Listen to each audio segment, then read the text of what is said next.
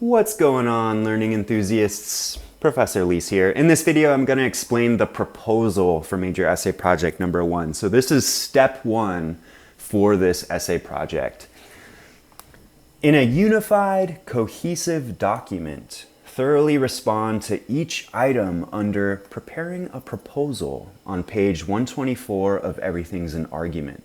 Do not treat each item as a separate question. Instead, compose your proposal like a short essay, using paragraphs to separate your ideas. Okay, so let me elaborate on this a little bit. So you're going to need to turn to page 124 of Everything's an Argument. Now, in this section, there's the short subsection called Preparing a Proposal, and that's included in the larger Guide to Writing a Rhetorical Analysis. So you're going to compose a unified, cohesive document. So I want you to use paragraphs to separate your ideas. It's meant to be a unified piece of writing, not just short responses to questions. So we're treating this as a piece of writing.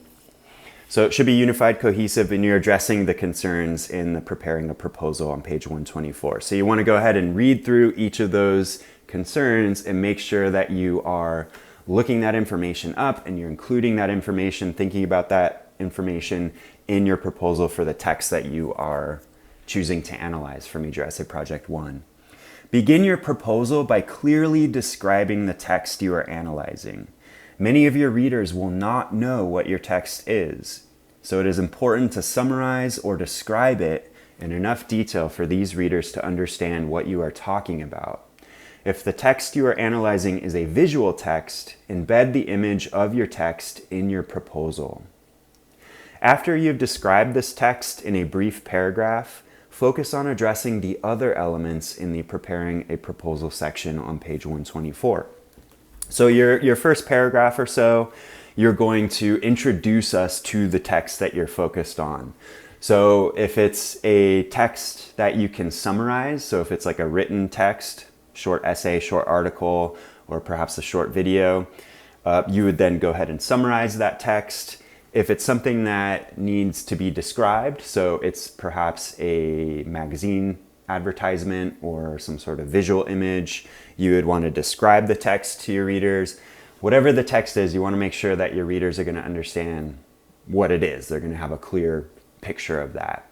Now, if it is a static visual text, it would be a good idea to also include the text, so you could embed that as an image just at the end of your document. That would be really helpful as well. So to ensure that your proposal is thorough enough, it should be longer than one full page, formatted according to MLA guidelines. So beyond that, I'm not going to give you any sort of strict format or parameters, but I want it to be longer than a single page, and that single page is double spaced in MLA format, 12-point Times New Roman font, 1-inch margins on all 4 sides. A really thorough proposal will be like a page and a half, 2 pages, okay? But it definitely should be longer than one full page in MLA format. Now you're also going to include a properly formatted works cited page with your proposal. So this does not count toward the page minimum.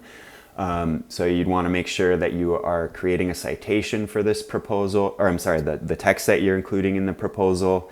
Think of it this way too. This is kind of doing some work ahead of time, because you're going to need to create a works cited page to submit with your essay, the polished draft. So if you do this now, then you're kind of getting that out of the way.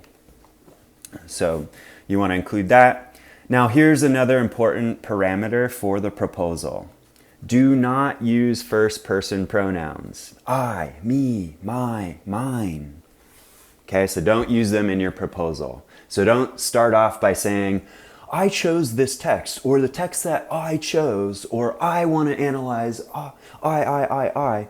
The reason I want you to not use personal pronouns is because I'm not saying that that's a quality of good writing that you don't use I. That's not true. That's a myth about writing. Of course you can include yourself in your writing. However, I will say that this is just, again, coming from my own experience, being a teacher, reading my students' writing. when we are using I, we tend to put the focus too much on ourselves. I chose this. I'm analyzing this. I. But we want the focus to be on the text. So keep this in third person. So do not use any personal pronouns, okay? And then I want you to give your proposal a title that alludes to the focus of your proposal. So you can choose to use this title for the entirety of your essay project. So you could title your proposal the same thing that you will title the actual essay. That's fine. Or you could title them differently.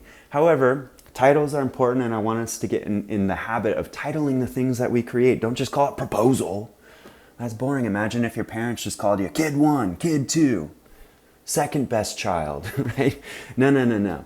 We want to make sure that we're giving it a name that characterizes what that thing is, okay? So practice that. Titles are important.